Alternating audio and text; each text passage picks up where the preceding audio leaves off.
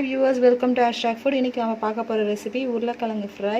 இது ரொம்ப ஈஸியான ரெசிபி. இதுக்கு தேவை 3 பொருள் மட்டும்தான்.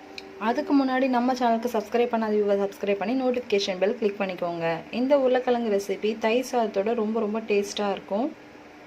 இந்த ரெசிபி எப்படி செய்யறது அப்படின்றதை இப்போ நம்ம இந்த வீடியோல பார்க்கலாம். நம்ம இப்போ இந்த உருளைக்கிழங்கு வச்சு தயிர் சாதத்துக்கு ஒரு நல்ல காம்பினேஷனான சைட் டிஷ் பார்க்க போறோம். இது ரொம்ப சிம்பிளான டிஷ்.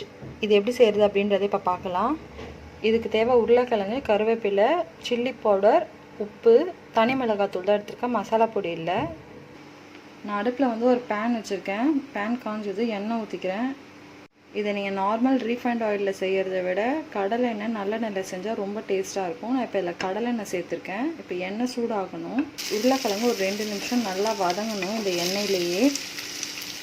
இது ரொம்ப சிம்பிளாக தான் இருக்கும், ஆனால் ரொம்ப டேஸ்டியாக இருக்கும். நீங்களும் இதே மாதிரி நீங்கள் உங்கள் வீட்டில் ட்ரை பண்ணுங்கள். ஃபஸ்ட்டு இப்போ ஒரு 2 நிமிஷம் நல்லா வதக்கிடணும். 2 நிமிஷத்துக்கு அப்புறம் கருவேப்பிலை சேர்த்துக்கிறோம்.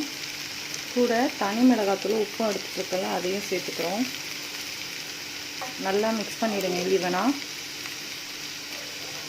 இந்த மாதிரி ஈவனாக மிக்ஸ் பண்ணிவிட்டு உப்பு காரம்லாம் பார்த்துக்கோங்க. பார்த்துட்டு நம்ம இதை மூடி வச்சு குக் பண்ணணும். இந்த ஆவிலே இது குக் ஆகணும். தண்ணி ஊற்றக்கூடாது. இதில் ஒரு 5 நிமிஷம் ஆகிடுச்சு. இப்போ இதை ஓப்பன் பண்ணலாம். ஒரு சைடு நல்லா குக் ஆகிடுச்சு.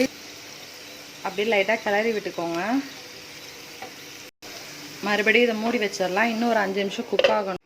மறுபடியும் ஒரு 5 நிமிஷம் ஆகிடுச்சு. இப்போ இதை ஓப்பன் பண்ணலாம். நல்லா குக் ஆகிடுச்சு. உருளைக்கிழங்கு நல்லா வெளியில் கிறிஸ்பியாக இருக்கும், உள்ளே நல்லா சாஃப்டாக இருக்கும். இங்கே பாருங்கள், உருளைக்கிழங்கு சூப்பராக குக் ஆகிடுச்சு. வெளியில் நல்லா கிறிஸ்பியாக இருக்கும், உள்ளே நல்லா சாஃப்டாக இருக்கும். தயிர் சாதத்துக்கு ரொம்ப சூப்பராக இருக்கும்.